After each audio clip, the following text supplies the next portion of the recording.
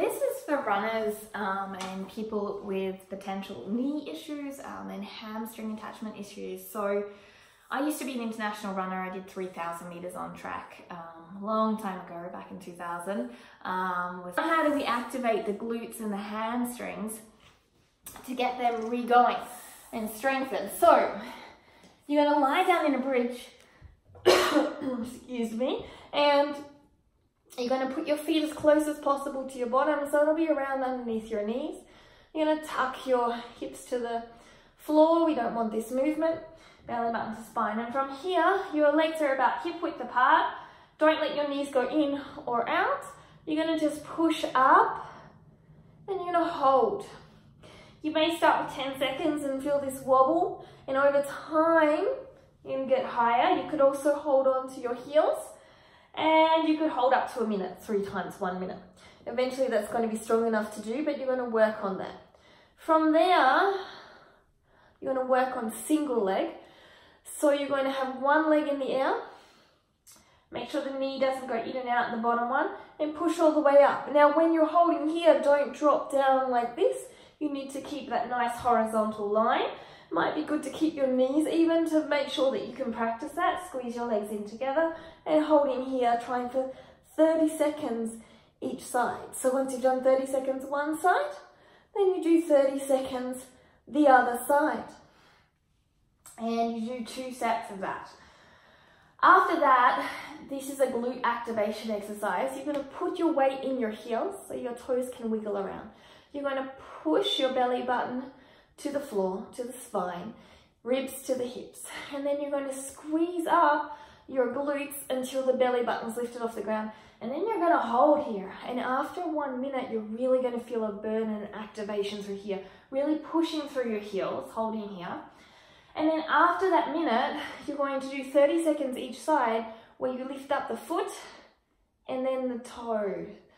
Okay, so going from heel toe, really pushing the belly button down, but the hips up, heel toe, 30 seconds one side, and then heel toe, 30 seconds the other side. You're really going to feel a burn, okay? And then you're going to march it out opposite 1 minute, okay? And then slowly come down, and this is really going to activate in your glutes and your core activation, which is very important, and your hamstrings.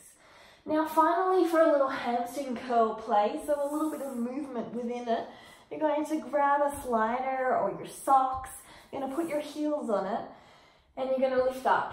You're going to do this nice and slow and controlled. It's not with force, it's with control. And you're going to keep your bottom up high, legs together, push out, hold here, and bring all the way up. Now you can watch, I didn't do this, okay?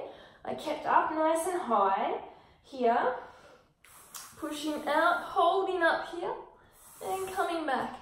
At first you may be just more half movements, and then you're going to build up. And you should be able to do 3 sets of 15 to have really good, active, strong quads, hamstrings and glutes, all of them to get encompassing, okay? Now you also need your core.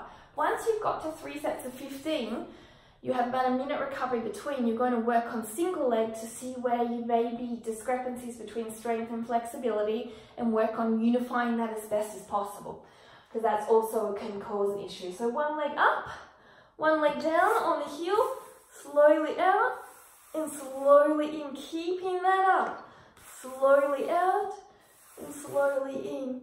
And you're going to do 2 sets of 15 on each leg. This will really burn you up, and it will take a while, particularly if you have that core dominance to develop in these hamstring curls. But over time, done 3 times a week, then afterwards, just make sure you stretch out. So the best stretch I can suggest you doing is standing on your feet and all fours, stepping forward,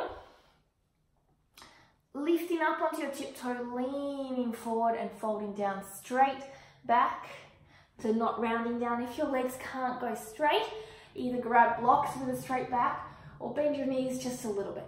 Leaning forward as much as possible and holding this for 2 minutes on each side just to stretch out afterwards. And from little things, a big thing will change. Your knee issues will change, your quad dominance will change, your glute activation will change, your hamstring strength will change, and your running or any issues that you may have had, incidental issues with the hamstring attachment, will all change and become a lot more sound. Remember, you always need to work strength and flexibility. And even if you're a runner, running just alone won't be the sound body, that won't give you a sound body. You always need to do small things around anything that you do. Just like working your mind, you need to work on breathing, but you also need to work on your mass or your thought pattern. It's all encompassing to create a great runner. It's all encompassing to create a calm person. And so everything combined, a little bit of cross training, will make a huge difference in your life. I hope you enjoyed. Don't forget to subscribe and check out, if you want, my Patreon. Link is below, but also let me know what else you are interested in. Have a great day. Namaste.